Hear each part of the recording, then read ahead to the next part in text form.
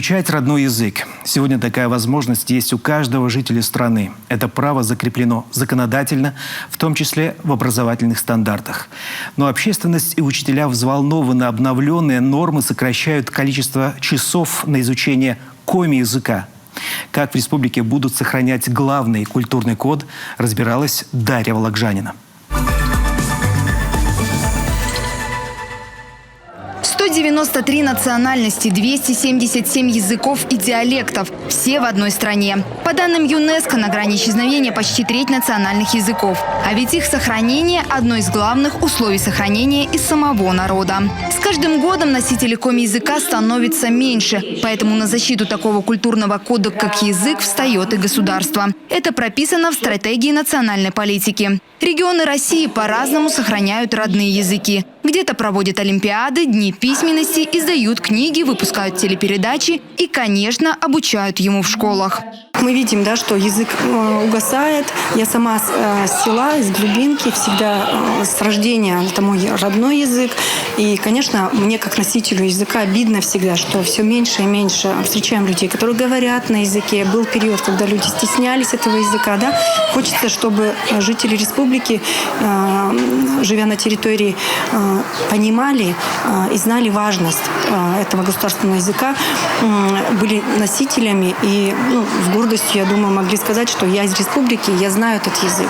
Коми в числе передовиков по изучению родного языка. А замдеток обучают еще в садике, в школах дают более весомые знания. Вот, к примеру, урок коми-языка в гимназии искусств при главе Коми. Тема «Коми-земля в моем сердце». Четвероклашки ходят на уроки Елене Васильевне раз в неделю. Изучают коми как государственный. Могут уже не только поприветствовать учителя, но и по коми рассказать о себе и о своих друзьях. В своем юном возрасте они понимают, знать родной язык важно и нужно.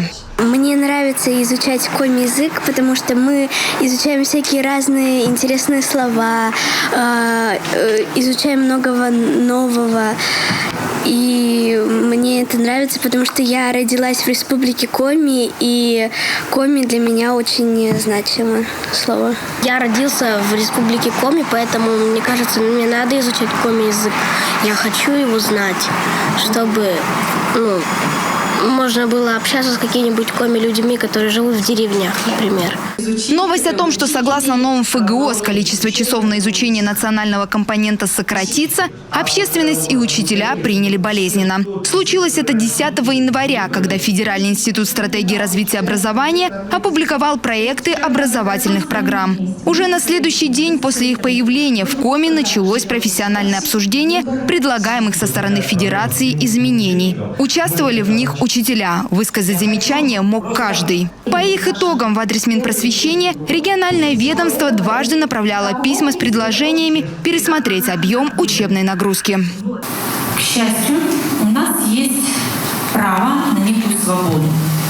Я имею в виду отрасль образования, и у нас, как у министерства, и у каждой школы, то есть мы вправе формировать на основании вот этих примерных программ и на основании предлагаемых учебных планов свои учебные планы. Здесь мы собрали рабочую группу, и на сегодняшний момент у нас готовы варианты учебных планов, которые в части предметной области родной язык и родная литература, мы сейчас с вами говорим про коми-язык и коми-литературу, количество часов не изменится. Это касается как для 5-дневной, так и для 6-дневной учебной недели. Это как раз те слова, которые и хотело услышать педагогическое сообщество. О сокращении количества часов на изучение коми-языка не может идти и речи. В этом убеждены и в региональном Минобразования. Проект письма за подписью главы Республики Коми Владимира Уйба в адрес федерального профильного министра уже подготовлен. Делается все для того, чтобы сохранить родной язык. Традиционно в Коми национальной гимназии коми-язык как государственно изучается с 1 класса. Причем в количестве 2 часов. Это традиция, это норма для нас уже, и все у нас разработано, у нас кадры, у нас ОМК, у нас программы, в принципе, эти программы и рабочие учебные программы в том числе, и тематические планирования, нет проблем перевести в новый формат, поэтому, в принципе, то, что нам рассказала Наталья Владимировна, она меня очень успокоила на данный момент. что часов будет достаточно.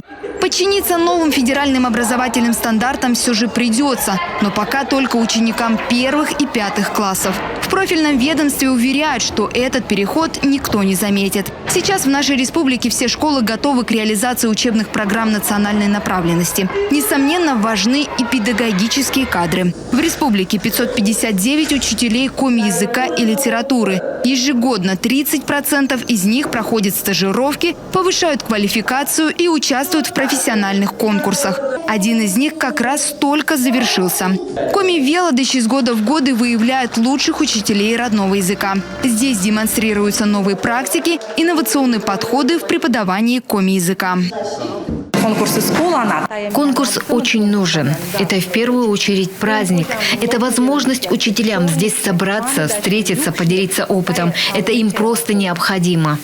В развитии национальных педагогических кадров республика заинтересована. Воспитателям и учителям коми-языка и коми-литературы установлены стимулирующие выплаты до 10-15% от учебной нагрузки. Молодежь в профессию тянется. Неплохи дела и с учебниками. Только в прошлом году Минобразование закупил почти 9 тысяч экземпляров для начальных классов, а на подходе уже обновленные. Качественной учебной литературой должен быть обеспечен каждый школьник.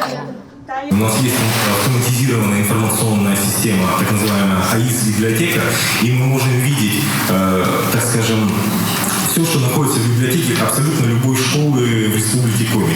И исходя из того наполнения библиотечного по учебникам, по учебным пособиям, которые есть в наличии, мы как раз можем оперативно реагировать и видеть, что если поступила заявка от управления образования на тот или иной учебник в связи с тем, что увеличилось количество детей в той или иной параллели, либо выбор предмета, соответственно, мы можем этим обменным формулам воспользоваться.